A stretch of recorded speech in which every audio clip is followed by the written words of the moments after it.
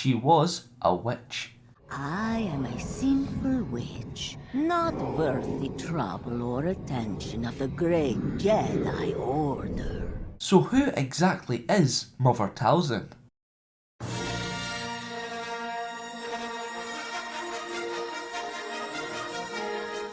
The Cancruzaz presents Star Wars Lore Episode 79, Mother Talzin.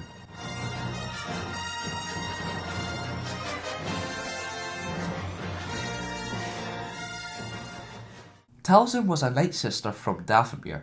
Although she was struck with a fatal affliction whilst giving birth to her first daughter, she was saved by the spirits, supernatural beings. Following this event, she became a shaman of the Night Sisters. After the death of Mother Zalem in 31 BBY, Talzin united various groups of Night Sisters. She done so as she was both a mother and a shaman. The groups beforehand were led by one of each title. The now one and united Night Sisters thrived and formed a close relationship with a Night Brothers clan. Not long after, Talzin was forced into taking an infant from her mother to give to the criminal Hal Stead as payment for the protection of her clan prior to the Clone Wars. The infant was Asajj Ventress. Talzin hardly ever left her homeworld, but she did so when one of her witches, Caecina, gave away her infant Maul. She travelled to Orsis with a small group of witches to find the Night Brother. They found Maul and attempted to convince him to return home and face the Night Brother challenges. The Zabrak refused and stated he only answered to one master. Talzin assumed he meant the Falene headmaster Treza, and so searched for her on a nearby orbital station. During a firefight, the mother was shot but was temporarily healed by the witches and Maul. The Zabrak then found Sidious, who told Talzin that Treza's body was on board the station, but Maul now belonged to him. She and her witches travelled back to Dathomir after failing their objective and having to heal the Night Sisters' blaster wound.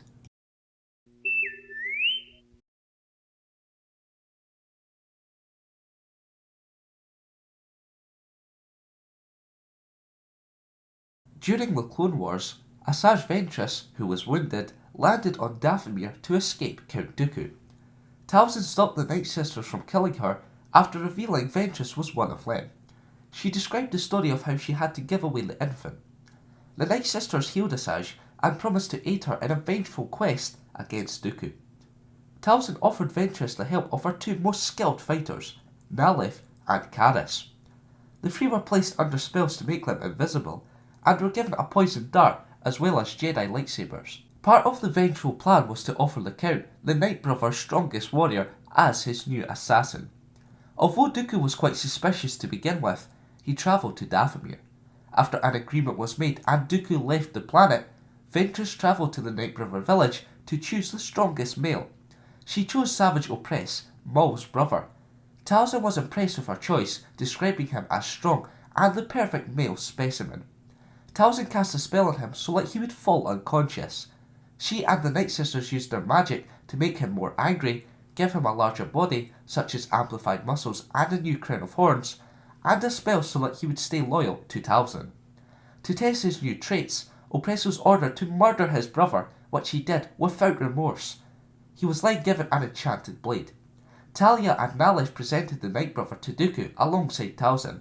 The Count gladly accepted his new assassin. Shortly afterwards, the mother told Ventress that the plan to slay Dooku was fast approaching. Asajj believed the Night Brother was not ready, which proved correct when the plan failed. Afterwards, due to the spell, Opress returned to Talzin. She made use of having the former Sith assassin as she sent him on a mission. This was to find his brother, who was hiding in exile in the Outer Rim territories. Talzin gave him a special talisman to help him find Maul. Soon after, Ventress returned to Talzin, but she did not inform Asajj of Opress's return. She became an official Night Sister, but during her celebration, General Grievous attacked Dathomir at the request of Dooku. The cyborg's objective was to kill Talzin, Ventress, and the Night Sisters. A battle broke out, but the mother withdrew from the front lines. Whilst away from the battle, she used some of Dooku's hair to create a voodoo doll. She used it with the goal to torture the Count to near death. However, she was attacked once more and had to teleport to safety. The attack was devastating and left the Night Sisters nearly destroyed. Before disappearing, Talzin contacted the only survivor of Grievous's onslaught, Ventress. She told Asajj that, although she was facing the next chapter in her life, her destiny would always be linked with the Night Sisters.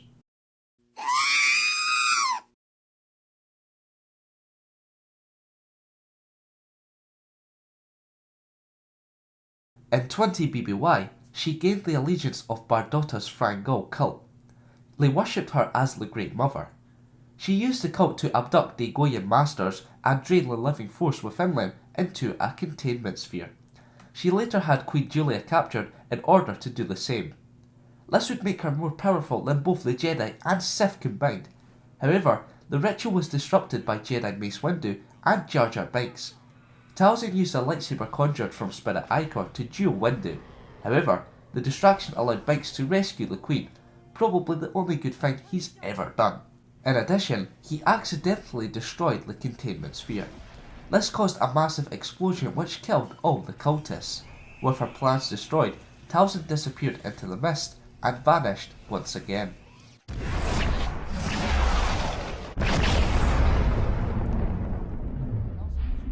If you want to learn more about Talzin's personality and abilities in detail, then click the link on screen or the one in the description.